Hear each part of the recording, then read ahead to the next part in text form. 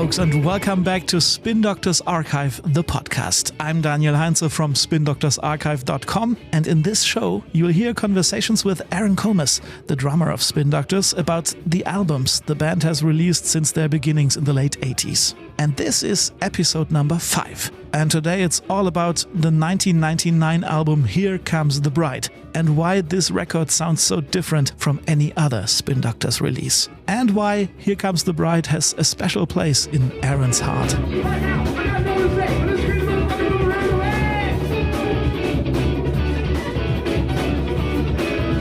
So let's go, have fun with interview number 5. Here's the story of Spin Doctors, Here Comes the Bride.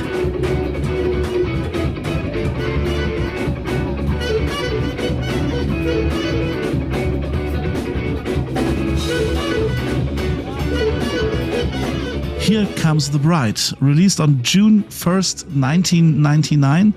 It's an album that consists of officially 14, unofficially 15 songs. Here Comes the Bride, Vampires in the Sun, Waiting for the Blow, The Man, Gone Mad, Wow, Siren Dress, Gorilla Boy, Key to the Kingdom, Fisherman's Delight, The Bigger I Love, The Harder I Cry, Dungeon Assassins, Diamond, and Tomorrow Can Pay the Rent, and the hidden track Let's Try Again, which was played backwards. And produced by Aaron Comas, Peter Denberg, and Spin Doctors. Aaron, great to have you here once more. Let's talk about this album, which, as you know, is one that I really, really like because it's so different to all the other stuff that you guys did. Let's hear what you remember from getting this album together. Okay, well, this was a really cool period, and this was sort of coming off of, you know, after You Gotta Believe in Something, and after that whole period ended, and, you know, Anthony was no longer in the band. We basically didn't have a guitar player. We really did not know what the future of the band was at all. And I remember I had just built my recording studio at my place. This was his house studio, right? House studio. I already had the basement, and I already had drums and music, and, you know, I have rehearsals and jam sessions in there, but I hadn't built a studio yet. So I went out. This was like, you know, late 90s when all the ADATs and everything became sort of affordable home studios. And I dove in and got a studio. And so it was a super creative time. I was like a kid in a candy shop. I could go down in my pajamas and just write songs and record them. So, I started just writing a lot of music and recording stuff. And I remember me and Chris were talking, and it was sort of like we didn't really know what to do with the band. We were just at an impasse. And we decided, you know what? I was like, you know, I was just going through a really creative burst, you know, very inspired. And we decided, like, why don't we just get together and just like write a bunch of songs and not worry about what the hell it's for? Let's not think of this as for Spin Doctors. Let's not think about this for other people. Let's just do it for fun. You know, no reason at all other than because that's what we love to do. So, you know, we started doing it. And one of the first songs we wrote, actually, I should go back, because before I even got the full studio, I still had my little 4-track recorder. And I think one of the first songs we wrote was The Bigger I Laugh, The Harder I Cry. Mm-hmm. I had that thing, you know, Chris. Yep, and he wrote the lyrics and put it down on my little 4-track. I think that was the first song we wrote for this period. And then Diamond came pretty soon after that. And then I got the studio, and then I went into full on like experimental mode, you know. And I remember some of the first tracks that we did was The Man, Waiting for the Blow, and Gone Mad. Those were sort of the first 3. To me, those songs sort of defined the record. Once we did those, you know, and, you know, Chris came over and he put lyrics to them, and we were just doing everything we could to make it, you know, I was running everything through, I was running drums through amplifiers and, you know, bass through little distortion pedals. There's so much going on those songs, this distortion and breaks and so on. I was really trying to use the studio as more of an instrument rather than just Spin Doctors, rather than just like, you know, we've always been 4 guys, get in a room, great songs, great chemistry, play really well, and create that magic. this was something totally different. This was using the recording studio as an instrument. So I was really getting into like, how can I make, every section sound different from the next, sort of like a movie, and so things were just sort of coming at you. I was definitely really influenced by Beck at the time. Beck was very popular, and Yes, he was big. I loved the way he manipulated, sonically in the studio. And I was just having the time of my life. I didn't know anything about really. I had a lot of experience making records, but I wasn't like a great engineer.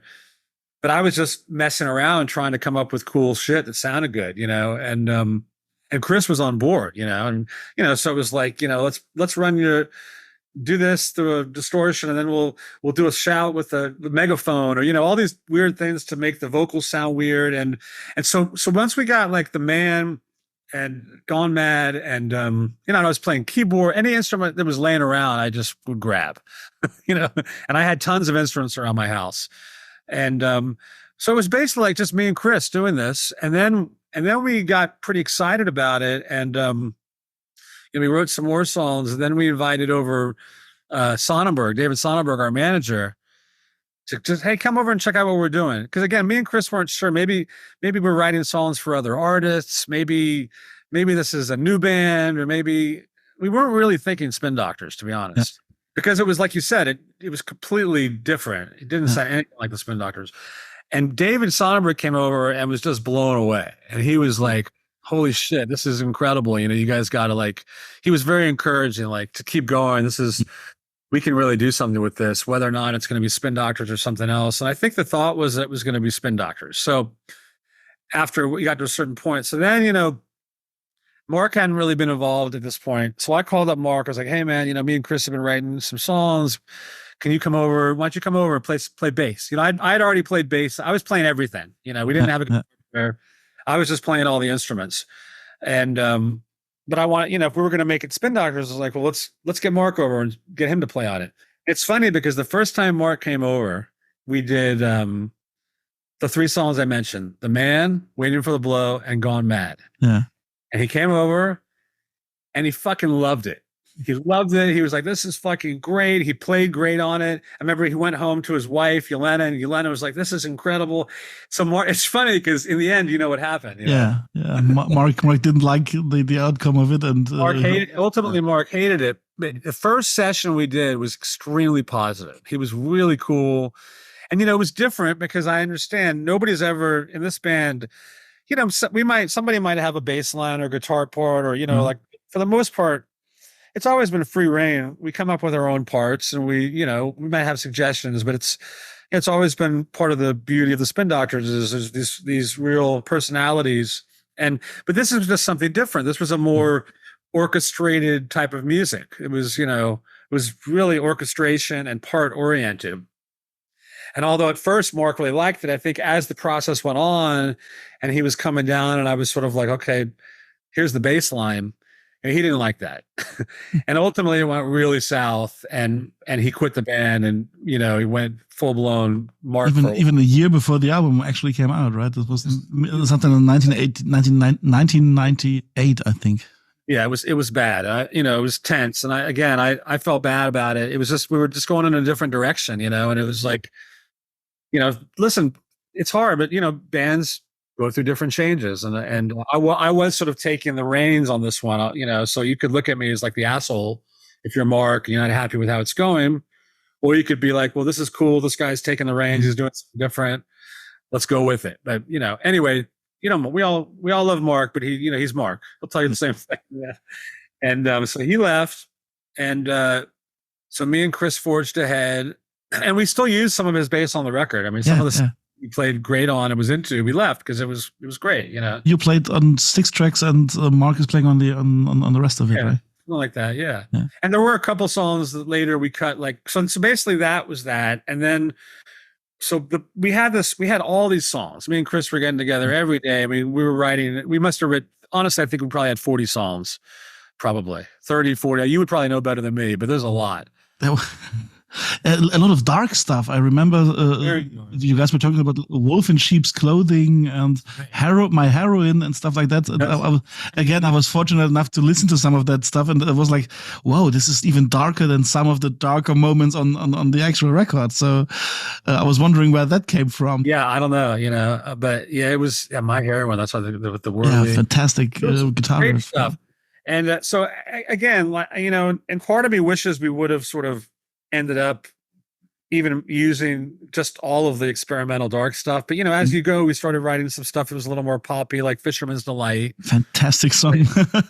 Great, and also Wow, one of my favorites. And that was a collaboration with Ivan. Yeah.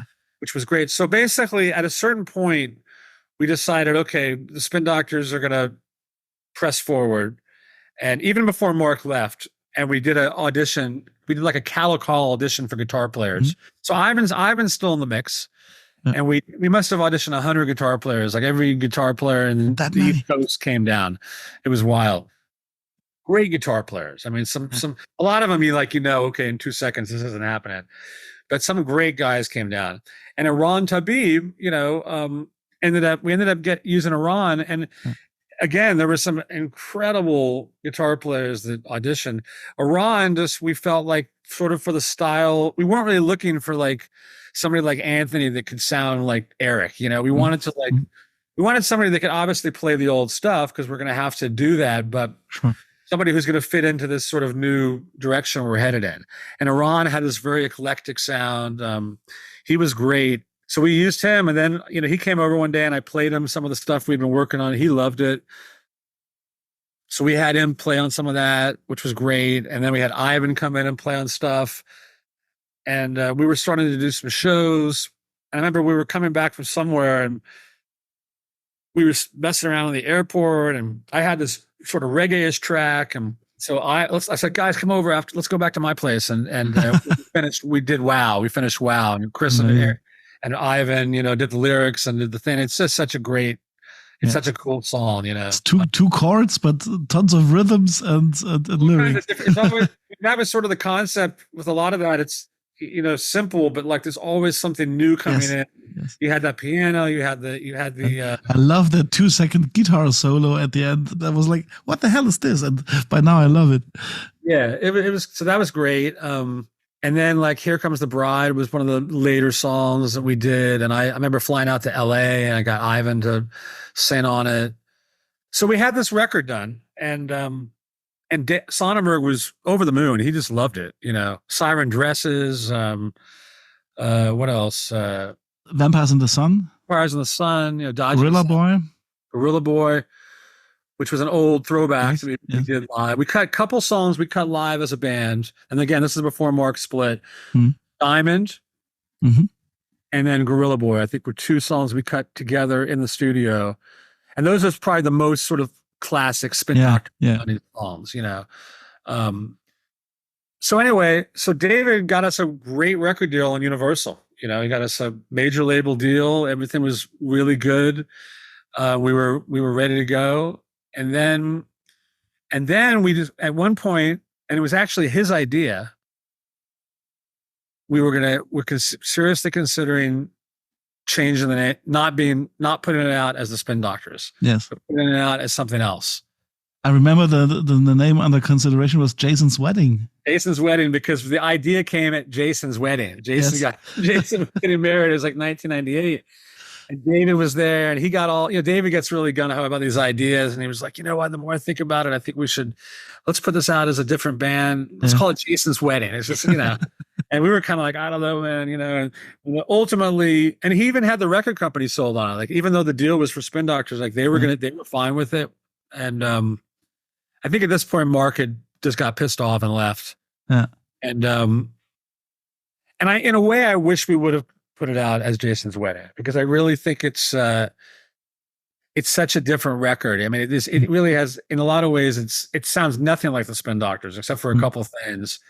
But at the same time, it's like our experimental record, and it's one of my favorites. Obviously, I'm very close to it because I was so involved in it. And it was a really fun, creative time. And, I felt lucky. I've always felt lucky to have my relationship with Chris, I mean, somebody who I can write songs with from the very beginning until now. And we've had periods where like that period and like, where we wrote over 40 songs, so it's like, um, it was great. Ultimately, we called it Spin Doctors. We seemed to have a pretty good, decent commitment from the record company. Mm-hmm. They wanted to put out, or actually, I think Sonnenberg wanted to put out "Here Comes the Bride" as the single. Okay, as the lead singer of the whole project. And I didn't like that idea. I thought we should "The Bigger I Laugh, the Harder I Cry." So we really fought for it. And actually, the guy at the radio guy at Universal also thought we should put out "The Bigger I Laugh, the Harder I Cry." And so I remember we went in one day, me and Chris went in and had a meeting with Sonnenberg, and we're just like, listen, we really want to do this. And he was totally cool. And so we put out "The Bigger I Laugh, the Harder I Cry." We had a whole summer of shows. There was a big commitment. And as you know, Chris lost his voice like a week before the record came out. Everything shut down, and it was just dead. It's pretty well documented for the fans listening. There are a lot of 1999 shows at the Live Music Archive, so you can listen to, like, there's one show from Earth Day 99 in Boston, where everything was working the way it should, with Chris singing and Carl Carter on bass and the whole new thing with the band. And this was before the album came out. And then at the point where the album came out, it was Ivan singing and like a set list with covers and so on, just to fill the spot you guys had to play. What happened was Chris, it's funny because I something popped up on Facebook recently, a gig at the Bowery Ballroom. It was like 2 weeks before Chris lost his voice. I listened to some of it, and I was like, Chris sounds really fucking hoarse. You can tell that there was something was going on. And then so anyway, so a week later, 2 weeks later, he lost his voice. And, we're out there, we have all these shows booked, and our attitude was like, okay, he's going to get his voice back tomorrow. Let's keep the show. The show must go on. Ivan's saying we just tried to get through the shows. He was even present at the shows, right? Chris was even there. He played some guitar. He held up. We tried to make a thing, just thinking like, okay, the show must go on. He's going to be back in a couple of days. He's got a cold. No big deal. It just didn't come back. And then he went to the doctor, and then we knew, okay, this guy, he's got a paralyzed vocal cord. This may take 6 months to a year. Nobody knows. And that was it. And there was, everything died, the single, everything, we couldn't promote it. It was game over, and everybody was really bummed. Carl, it must be a really frustrating moment for everyone. I mean, mostly for Chris, obviously, but for you working like 2 years on that album, and then something like this happens. It was super depressing. We felt like we had something fresh and new, and we had a new record company, and we had this, we had this sort of new lineup. It was sort of like, it was a new version of the band with Ron, and Ivan was still there, and Carl Carter came in. Carl's great. He was really psyched, and we had a nice show. We put on a good show. I mean, it's a little odd. I mean, I go back and I was listening to that, and it's like some of the stuff sounds a little odd to me, but it was like, it was good. It was a really good, really great group of musicians, and that was it. And I think the hope was, well, Chris will get his voice back, and maybe we could re-release the record the following year. But by the time it came back, it was just nobody. Record companies move on, and the whole industry was changing at the very moment, right? It was just before Napster, I think, and the whole breakdown of the music industry. The music industry was in total denial. And I remember having a talking to one of the heads of Universal one day. This is before we before the record came out, when things were cool. And talking to this guy, he was in complete denial of Napster. He was just like, "Oh, that'll never go. They're never gonna. People are gonna always buy." I mean, I was just like, "Dude, you were completely delusional," So the industry fell apart. So that was that. And then, and so it was sad because I think it's a great record. It was a really one of the more creative periods of my life. I really enjoyed the whole process of that record.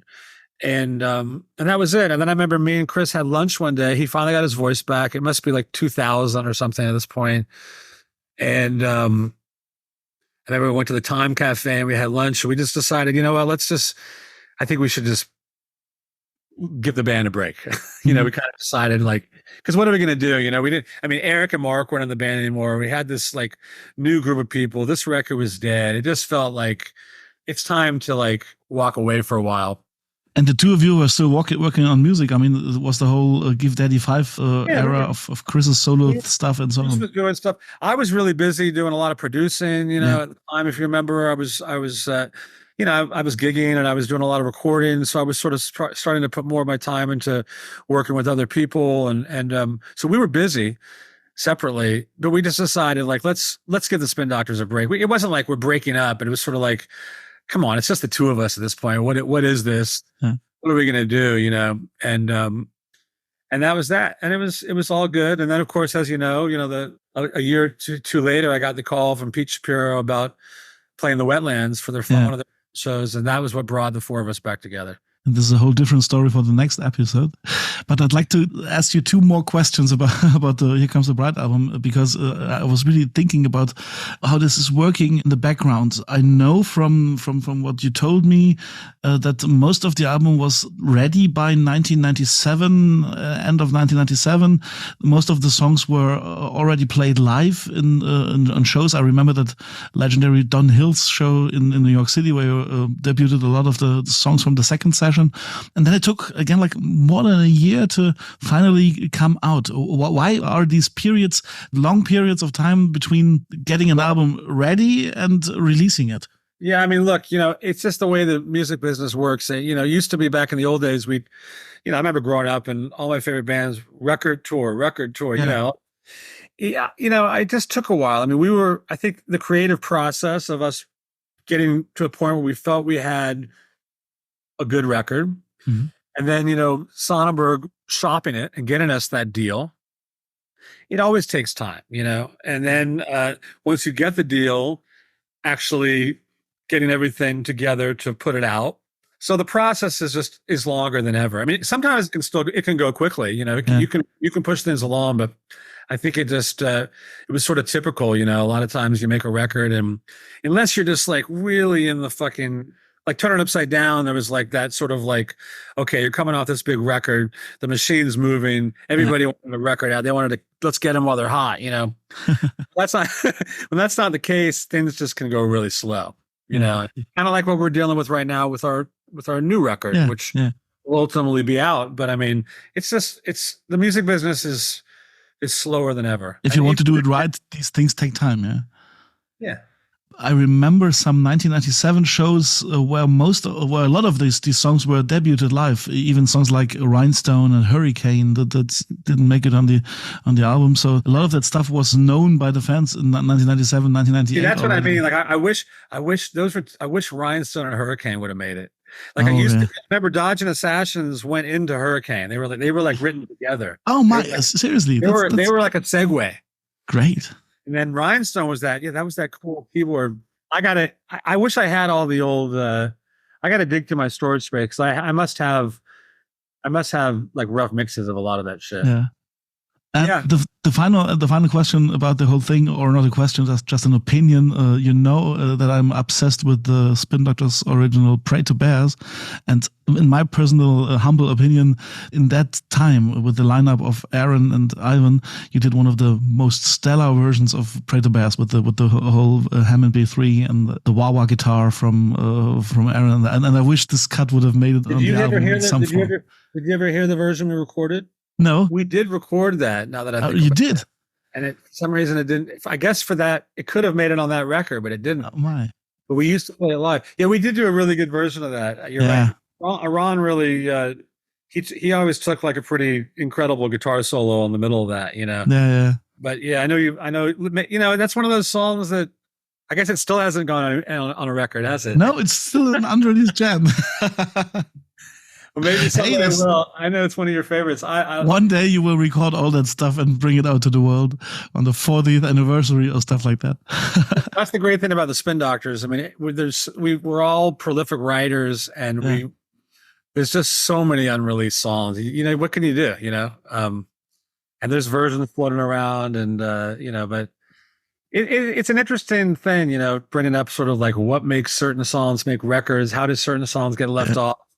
Thinking about how those decisions happen. And often, you make the best decision you can at the time. I look back and I think sometimes I wish we would have done this and not that. But at the end of the day, like with Here Comes the Bride, it was a real process. Would I maybe make it a little different now if I could? Yeah, but at the same time, I love all the songs that are on it. It's it's always better to have more than you need, and you do your best to put together a record that you really feel makes sense at the time. And we're happy it turned out the way it did. And as we just learned, you guys were surprised by the fact that Dodge and Assassin was on it. I forgot. It was even considered to be the title track, actually. I was going through the archives and I read some mailing list stuff that the album by Jason's Wedding was supposed to be called Dodge and Assassins. Here's what I wish. I wish we would have put it out as the band Jason's Wedding. And I wish we would have called it Dodge and Assassins. Fantastic. But you know what? It is what it is. Thank you very much for talking to us. Please allow this little commercial for spindoctorsarchive.com. If you have no idea about Spin Doctor songs with titles like Flying Behind Myself or Flying My Glue or Gestarts Blues, you find all the information about those unreleased tracks from each period of the band's history on our website, spindoctorsarchive.com. And what happened after 2001 will be the subject of the next episode. And I need to end this episode with the following sentence. It was nice talking to you. Talk to you again soon. Yeah, you too, man. Thanks, Daniel.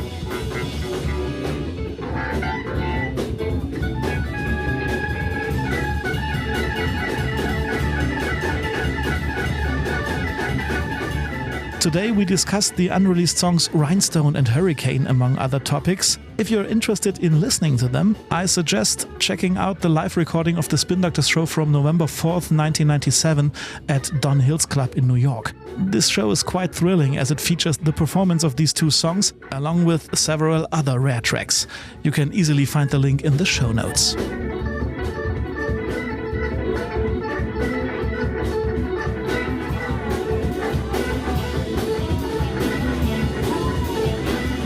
And that's it for today. I hope you enjoyed it as much as Aaron and I did. For all Spin Doctors information, including current and past set lists, links to numerous live recordings, a detailed band discography, solo discographies of each band member, and a list of all original and cover songs performed or recorded by the band, visit our website at spindoctorsarchive.com.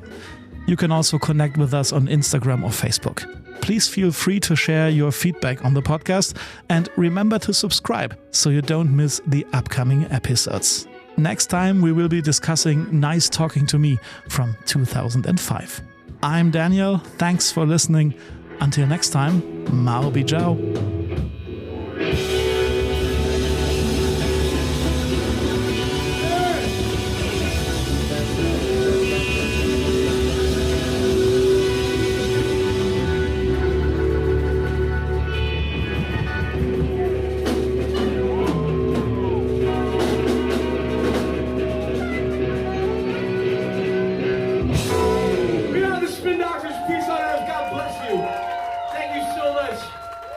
With the Spin Doctors. Good night.